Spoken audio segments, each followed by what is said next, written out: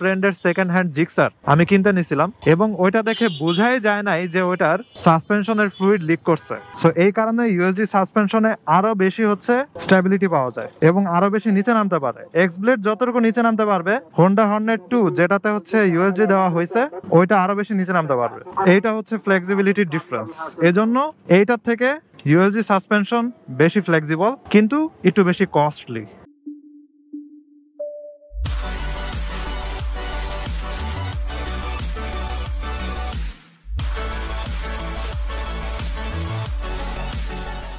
এই what is going on everyone, কি অবস্থা সবার? সন্ধ্যা হয়তো এখনো আরো অনেকক্ষণ বাকি, আধা ঘন্টা 1 ঘন্টার মতো বাকি, কিন্তু অলরেডি পুরো অন্ধকার হয়ে গেছে আশেপাশে। আর কোন পণ্ডিত জানি গেটের সামনে একটা ইট রাখছে, মোটরসাইকেলটা স্টাক হয়ে গেছিল পুরা, এমনি চিপা দিয়ে বের করতে নিয়ে অনেক ঝামেলা, তার উপরে রাখছে একটা ইট। যাই হোক, বের হয়ে গেছি, সূর্য একটু পরে ডুবে যাবে। আর এখন যাবো আমি বেড়িবাঁধের দিকে। সো বেড়িবাঁধে উঠে গিয়ে একদম স্ট্রেট রাইড করব, প্রায় বলা যায় 3 কিলোমিটারের উপরে হয়ে গেছে। ওই রাস্তা দিয়ে একদম সোজা চলে গেলে হচ্ছে সদরঘাট। সো আজকে একটু সাসপেনশন নিয়ে ডিসকাস করব মোটরসাইকেলের। নর্মালি তো হচ্ছে টেলিস্কোপিক আর ইউএসডি যেটা হচ্ছে আপসাইড ডাউন সাসপেনশন এরকম থাকে। এই পিচ্চির হাতে এত লম্বা এই বাঁশকে দিছে, এটা দিয়ে কি পারে বুঝলাম না। সো এখন হচ্ছে ইউএসডি এবং টেলিস্কোপিক সাসপেনশনের মধ্যে পার্থক্য কি, এই জিনিসটা নিয়ে আমি আলোচনা করব। এবং দুইটা সাসপেনশনেরই সুবিধা অসুবিধা আছে। কিছু দিক দিয়ে টেলিস্কোপিক সাসপেনশন ইউএসডি থেকে বেটার, কিছু দিক দিয়ে ইউএসডি আবার টেলিস্কোপিকের থেকে বেটার। সো এই দুই টাইপের সাসপেনশনের ভিতরে আমার মোটরসাইকেলের যেটা আছে ওটা হচ্ছে টেলিস্কোপিক, অর্থাৎ এইখানের ফর্কে যে সাসপেনশনের ফ্লুইডটা আছে, ফ্লুইডটা হচ্ছে নিচে আর তার শর্টার রেডিয়াসের যে সিলিন্ডারটা আছে ওইটা হচ্ছে উপরে। ইউএসডি সাসপেনশনে শর্টার রেডিয়াসের সিলিন্ডারটা থাকে হচ্ছে নিচে আর সাসপেনশনের ফ্লুইডটা থাকে হচ্ছে উপরে। কোন একটা নিরিবিলি জায়গা পাইলে আমি আপনাদেরকে একটু দেখাতে পারতাম, কিন্তু সমস্যা হচ্ছে দেখতেছেনই তো কি পরিমাণে ভিড়। তার উপর এখন আবার উদ্ভব হচ্ছে বেড়িবাঁধে। বেড়িবাঁধে তো আরো ভিড়, দেখি বালু টালুর সাইডে গিয়ে ভিডিওর মাঝখানে দেখানো যায় নাকি। এখন স্পোর্টস বাইকে এবং প্রিমিয়াম সেগমেন্টের কিছু মোটরসাইকেলে হচ্ছে ইউএসডি সাসপেনশন আপসাইড ডাউন গুলা দেওয়া হয়। এখন এগুলোর ভিতরে যেগুলাতে ইউএসডি সাসপেনশন ওইখানে খরচটা একটু বেশি, ওটার মেইনটেনেন্স কস্টটা একটু বেশি। বাংলাদেশের মনে করেন স্পোর্টস বাইক গুলাতে, তারপরে হচ্ছে ইয়ামাহা MT-15, তারপরে আই গেস CB 150X ও আছে। হোন্ডা এর যেই হচ্ছে টুরিং মোটরসাইকেলটা, হোন্ডা হর্নেট যে 2 বাংলাদেশে আসলো 183 নাকি 180 সিসির উপরে, ওইটাতেও কিন্তু আপসাইড ডাউন সাসপেনশন দেওয়া আছে। আর টেলিস্কোপিক সাসপেনশন হচ্ছে আপনি সব 125 সিসি মোটরসাইকেলে দেখবেন এবং 150 সেগমেন্টের মোটরসাইকেল গুলোতেও দেখবেন, যেগুলো মনে করেন সিটি রাইডের জন্য স্পেশালি বানানো হয়। তারপরে আমার মোটরসাইকেলটা তো দেখবেন টেলিস্কোপিক সাসপেনশন। তারপরে হচ্ছে ওই যে ওই টাইপের মোটরসাইকেল গুলো আছে না, ওগুলারে কি বলে, ডার্ট বাইক। তারপরে হচ্ছে পাহাড় পর্বতে চলে, এগুলোর অনেকগুলোতে আবার অনেক সময় টেলিস্কোপিক সাসপেনশন দেওয়া হয় যেন মেইনটেনেন্স কস্টটা একটু কম পড়ে।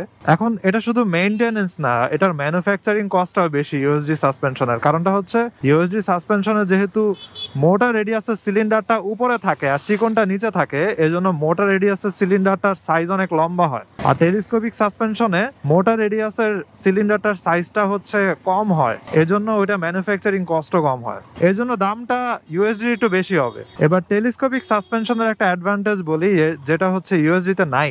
যেমন মনে করেন আপনার যদি এই সাসপেনশনের ফ্লুইড লিক করে, তখন ইউএসডি সাসপেনশনের ফ্লুইড অনেক তাড়াতাড়ি নিচে নেমে যাবে এবং নিচে নেমে আপনার ডিস্ক যত কিছু আছে সবকিছুতে ছড়ায় যাবে এবং আপনার ব্রেক ফেল করবে। আর টেলিস্কোপিক সাসপেনশনেরটা যে নিচে নামে না তা না, ওইটাও নিচে নামে, কিন্তু যেহেতু ওইটার ফ্লুইড গুলা হচ্ছে নিচে, ফ্লুইডের যেই সিলিন্ডারটা আছে ওইটা হচ্ছে নিচে, তাই ওইটারটা একটু কম ছড়ায় এবং হচ্ছে একটু স্লোলি ছড়ায় আর কি। সো আপনি বুঝে ওঠার আগেই দেখা যায় যে ইউএসডি গুলো অনেক তাড়াতাড়ি নিচে পড়ে যায় আর টেলিস্কোপিক গুলো একটু স্লোলি নিচে পড়ে আর কি। এবং আমি এই মোটরসাইকেলটা কেনার আগে, এটা তো নতুন কিনছি, কিন্তু এটা কেনার আগে আমার একটা ফ্রেন্ডের সেকেন্ড হ্যান্ড জিক্সার আমি কিনতে নিছিলাম এবং ওইটা দেখে বোঝাই যায় নাই যে ওইটার সাসপেনশনের ফ্লুইড লিক করছে। তো আমার ফ্রেন্ড ওইটা দেখে আবার বুঝতে পারছে কেমনে কেমনে জানি, ওইটা হচ্ছে ডিস্কে কালো কালো দাগ পড়ছে আর কি, রিং এর মতো। তো ওইখান থেকে বোঝা যায় যে তার মানে ফ্লুইড নিচে পড়ে ওইখানে রিং হয়েছে, এবং ওইটা টেলিস্কোপিক ছিল আই গেস, এই জন্যই হচ্ছে অনেক স্লোলি ছড়াইছে, তাই বোঝা যায় নাই। সো পরে আমার ফ্রেন্ড জিজ্ঞাসা করছে যে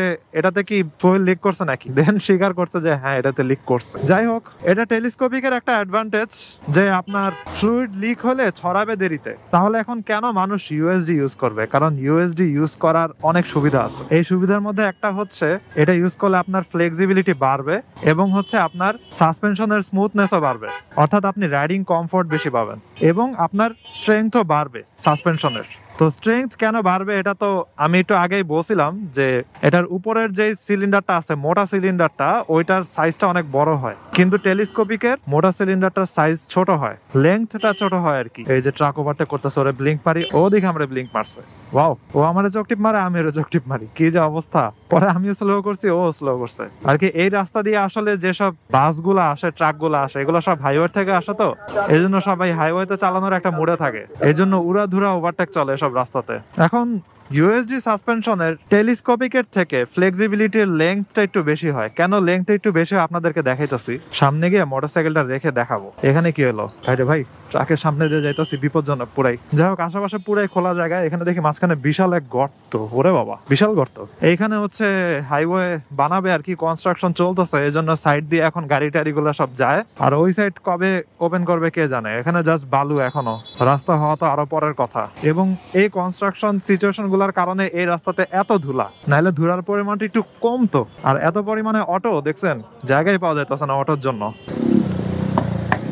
ওইখানে দেখে একটা এক্স ব্লেড হচ্ছে এক্সস্ট লাগাইছে, মোস্ট প্রবাবলি এক্সস্ট কাটাইছে অথবা এক্সট্রা কোনো একটা লাগাইছে, টাস টাস করে সাউন্ড করলো এক্সস্টটা যখন সে ইঞ্জিন ব্রেক ধরছে।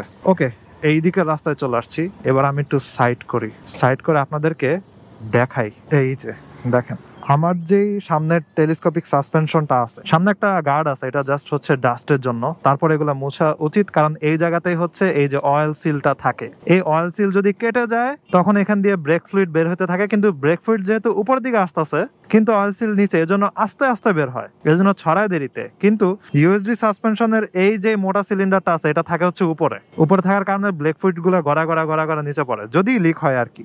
আর কেন এটার ফ্লেক্সিবিলিটির লেংথ ইউএসডি সাসপেনশনের থেকে কম? কারণটা হচ্ছে এই সাসপেনশনটা দেখেন মাত্র এটুক পর্যন্ত আছে, এবং এখানে হালকা দাগ দেখা যেতেছে, অর্থাৎ এটা এটুক পর্যন্ত নামে ওঠে। কিন্তু এটা যদি ইউএসডি সাসপেনশন হইতো, এই পার্টটা হইতো পুরাটা উপরে, এবং মাঝখানের এই যে পার্টটা, এটার লেংথ আরো লম্বা হইতো, এই কারণে আরো বেশি নিচে নামতে পারতো। সো এই কারণে ইউএসডি সাসপেনশনে আরো বেশি হচ্ছে স্টেবিলিটি পাওয়া যায়, এবং আরো বেশি নিচে নামতে পারে। এক্স ব্লেড যতটুকু নিচে নামতে পারবে, হোন্ডা হর্নেট 2 যেটাতে হচ্ছে ইউএসডি দেওয়া হয়েছে, ওইটা আরো বেশি নিচে নামতে পারবে। এইটা হচ্ছে ফ্লেক্সিবিলিটি ডিফারেন্স। এজন্য এইটার থেকে ইউএসডি সাসপেনশন বেশি ফ্লেক্সিবল, কিন্তু একটু বেশি কস্টলি।